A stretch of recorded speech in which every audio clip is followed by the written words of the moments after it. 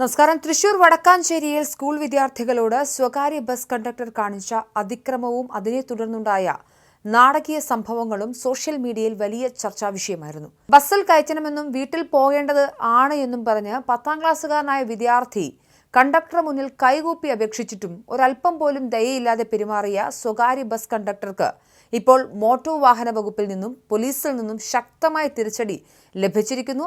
വടക്കാഞ്ചേരി കുന്നംകുളം റൂട്ടിൽ സർവീസ് നടത്തുന്ന റോയെക്സ് ഗ്രൂപ്പിന്റെ പ്രിയാമോൾ എന്ന ബസ്സിലെ കണ്ടക്ടറായ മംഗലം ചീരോത്ത് വളപ്പിൽ രാമദാസിന്റെ ലൈസൻസ് ജോയിന്റ് RTO 6 മാസത്തേക്ക് സസ്പെൻഡ് ചെയ്തു. കേവലം ലൈസൻസ് റദ്ദാക്കലിൽ മാത്രം ഒതുങ്ങുന്നതല്ല ഈ നടപടി. ഈ കണ്ടക്ടർ നിർബന്ധിത ബോധവൽക്കരണ ക്ലാസ്സിൽ പങ്കെടുക്കണമെന്നും അധികൃതർ ഉത്തരവിട്ടിട്ടുണ്ട്. കൂടാതെ ബസിന്റെ പെർമിറ്റ് ഉടമയ്ക്ക് കാരണം കാണിക്കൽ നോട്ടീസും അധികൃതർ അയച്ചു കഴിഞ്ഞു.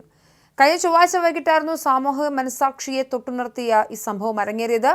വടക്കാഞ്ചേരി ക്ലേലിയ ബാർബിയേറി ഹോളി ഏഞ്ചൽസ് ഹൈസ്കൂളിലെ 10ാം ക്ലാസ് വിദ്യാർത്ഥികളായ 8 ആൺകുട്ടികളാണ് ഈ ക്രൂരതയ്ക്കിരയായത്. രാവിലെയും വൈകിട്ടുമുള്ള കഠിനമായ സ്പെഷ്യൽ ക്ലാസുകൾക്ക് ശേഷം ശാരീരികമായി വല്ലാതെ തളർന്നാണ് ഈ കുട്ടികൾ വീട്ടിലേക്ക് മടങ്ങാനായി വൈകിട്ട് 5 മണിയോടെ വടക്കാഞ്ചേരി ബസ് സ്റ്റാൻഡിലെത്തിയത്.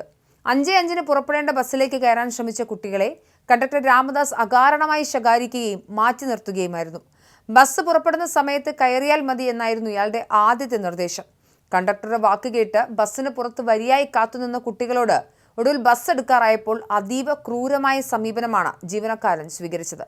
ആകെ ഉണ്ടായിരുന്ന 8 കുട്ടികളിൽ 4 പേരെ മാത്രം അകത്തേക്ക് കയറ്റി ബാക്കിയുള്ളവരെ ഇയാൾ തടയുകയായിരുന്നു. ബസ്സിനുള്ളിൽ നല്ല രീതിയിൽ സീറ്റുകൾ ഒഴിഞ്ഞുകിടപ്പുണ്ടായിരുന്നിട്ടും വിദ്യാർത്ഥികളെ കയറ്റാൻ ഇയാൾ തയ്യാറായില്ല.